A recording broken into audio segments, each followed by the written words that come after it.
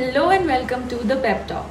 I am your host Sanskriti Yadav, and with us we have today Mr. Rukshad Bhagwagar, founder and managing partner of Forms.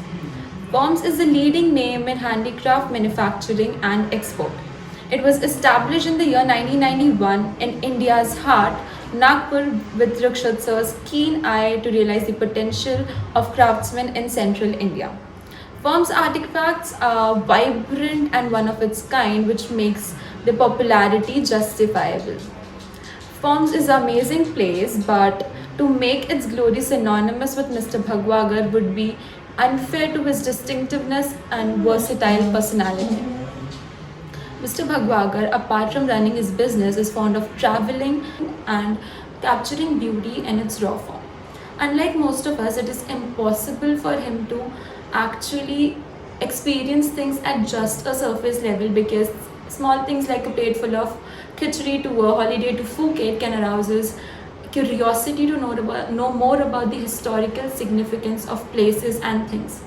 He is a vintage automobile enthusiast and is also fond of riding bikes, which made him join the bikers group in Nagpur known by the name Bawas on the Bikes. If you look at the manufacturing unit of Forms at Kerry, you will also know that he is very fond of nature and is a nature enthusiast. So without further ado, let us know more about Forms and the founder by the man himself, Rukshad Bhagwagar. Hello sir, welcome to you to my show, and it's a pleasure to have you here. Thank you, Sanskrit.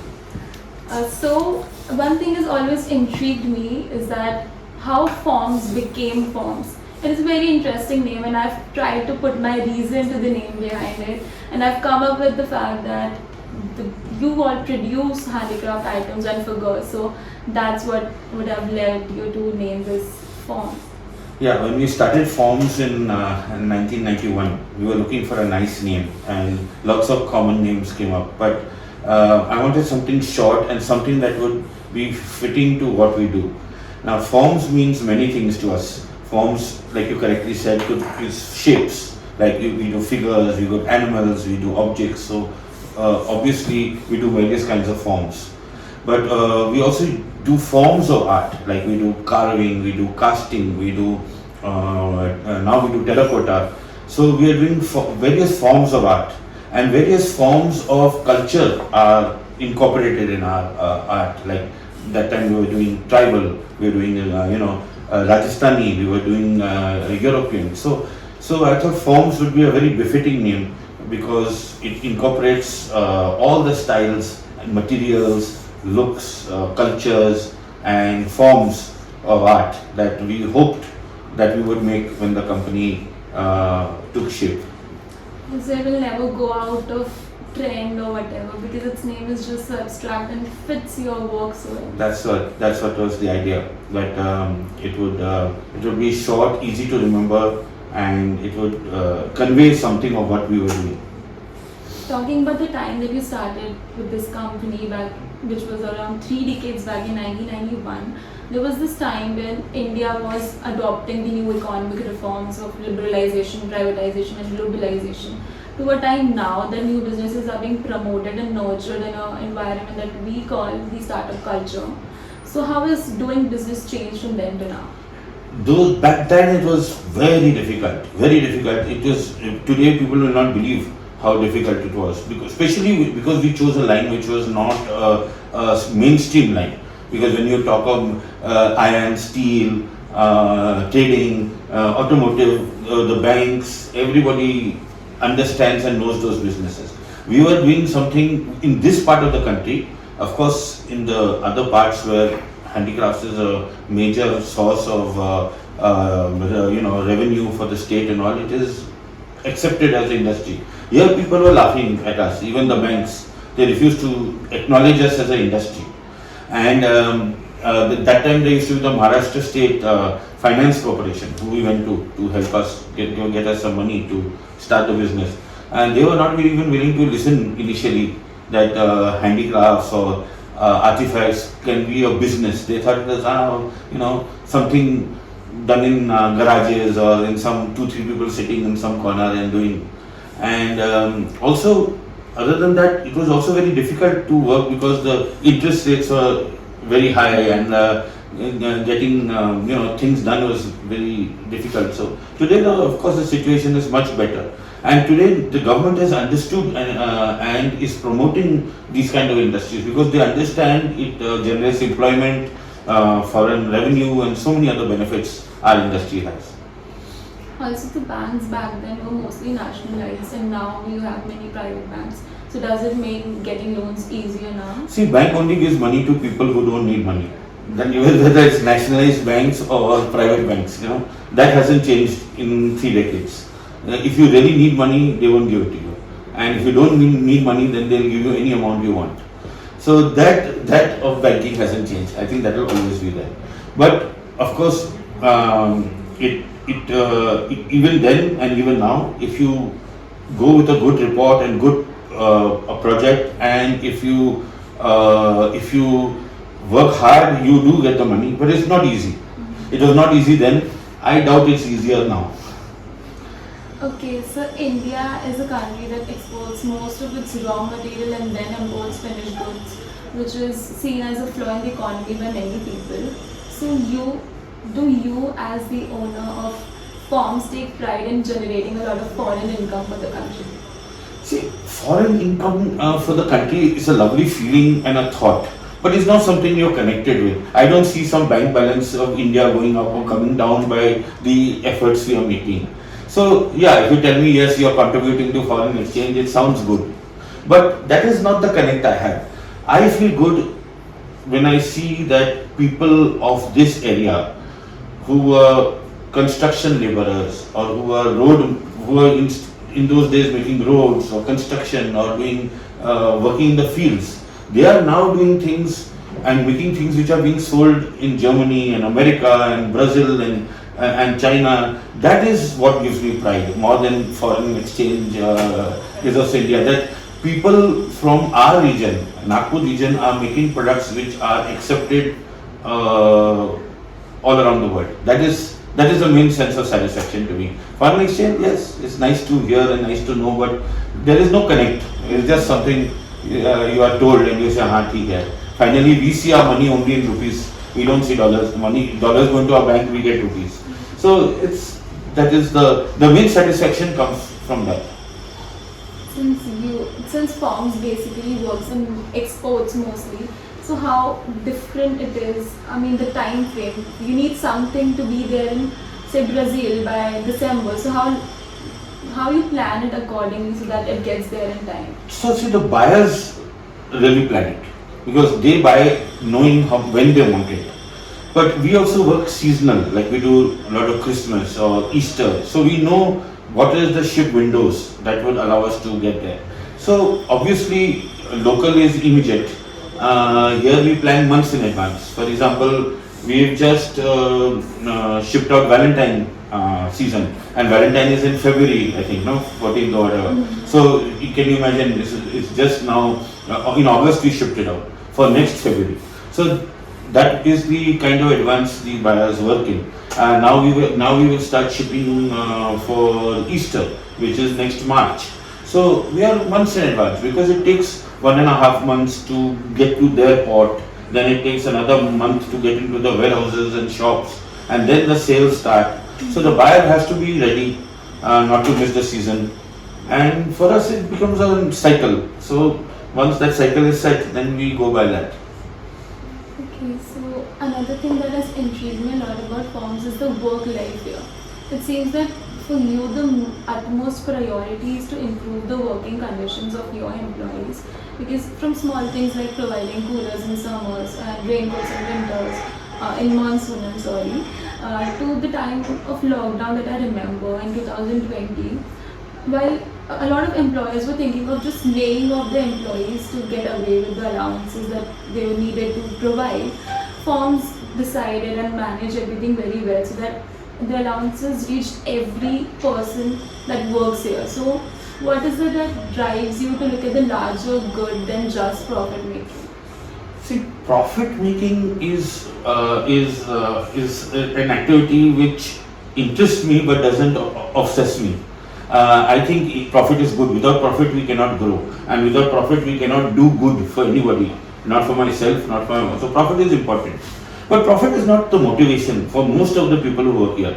I rather, in the earlier days, I remember I would, if I had to work even at 5% loss, but I would get the name of working with a particular company, I would go for it. Because I was more keen that I would work with those people, learn from those people. So profit is important, never been the main motivation. But the fact that I think every employer tries to do his best for his employees, we can never do enough. We can never, especially when you have a team the size Forms has. One can never do enough, or one can never do everything that one wants. But we have always tried to do what we could and what we can. And I think I don't want especially when you talk of the people who are working here in the physical work who are doing here, we don't want them to think of themselves as workers. They are craftsmen, and they should be treated like craftsmen. They are kalakars, yeah, right? Even if one lady who till 2 years ago could not polish is today making beautiful items in polish. She is now no longer a worker. She's a crafts person. So they need to be treated like that. And we wanted to create an environment where we don't feel we are working in a factory, because if factory means worker. So we like very clear that we never wanted our place to look like a factory. So if you walk around Forms, you'll see that we tried. It doesn't look like a typical factory. We made it more garden areas, more open areas. In the early days when we were small, the craftsmen used to take their work out on the lawns and sit and work there. Now we cannot allow that because we become a little bigger.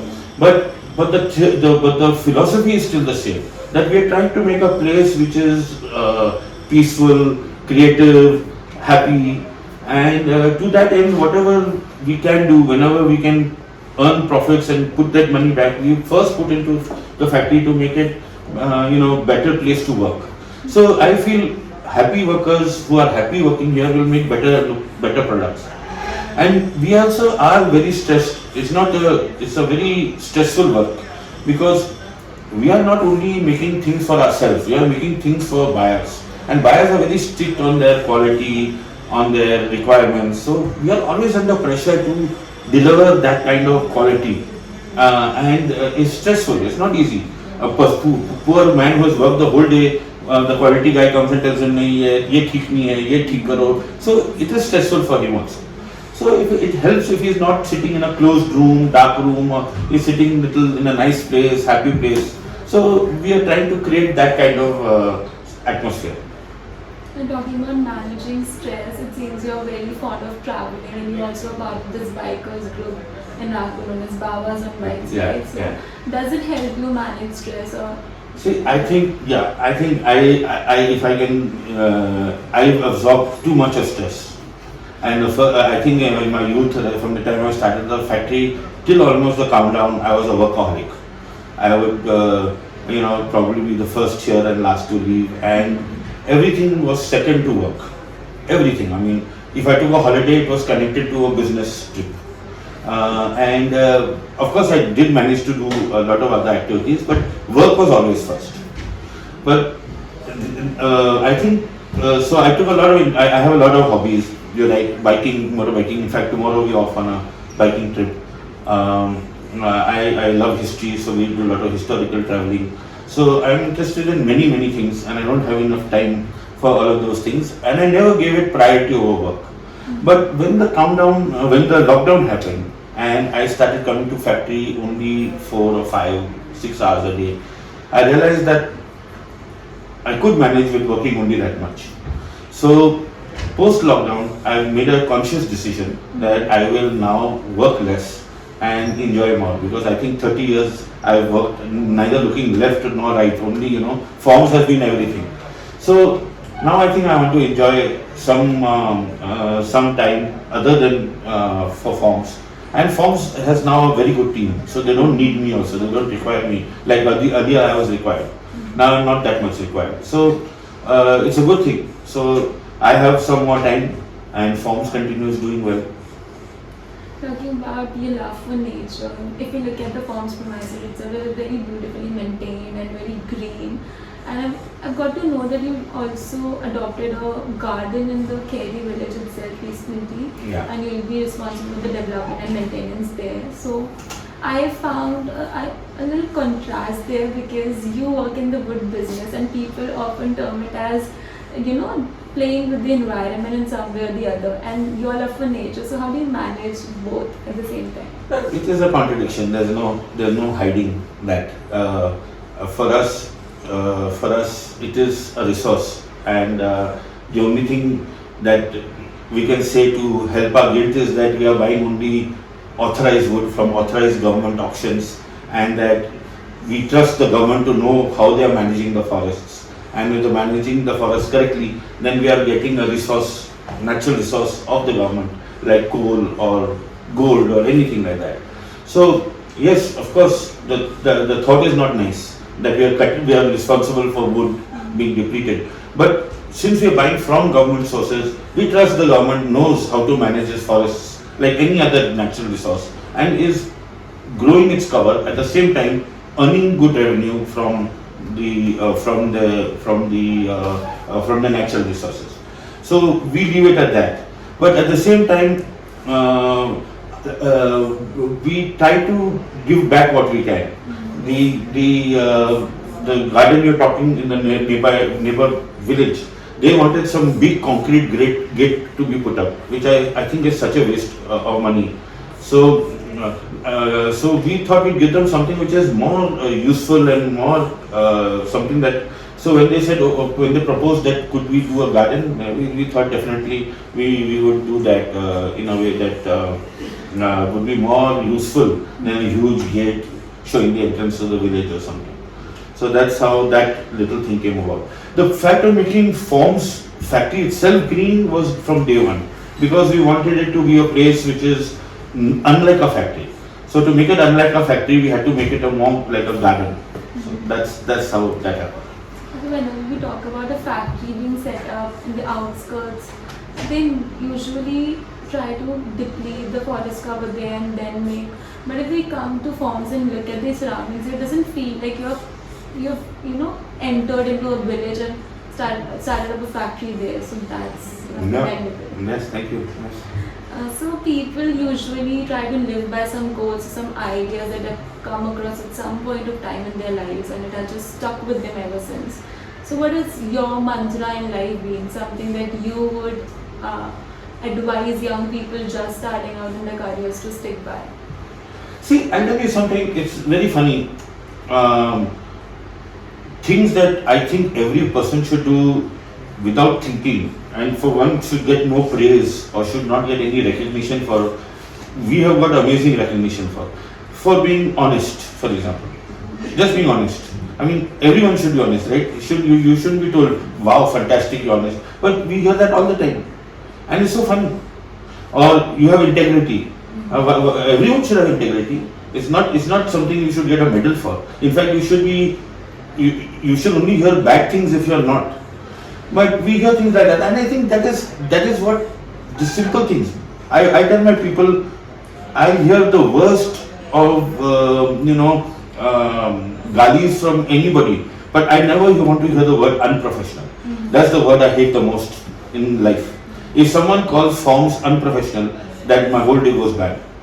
So I try to tell them, we are all small people from small town, Khairi, Kamti, Nagpur, Kanal, but we have to be world class. We have to be thorough professionals. Nobody can say, अरे नागपुर में इनको काम करना आता नहीं है, या बात करना आता नहीं है, या कैसा काम होता है इनको पता नहीं है.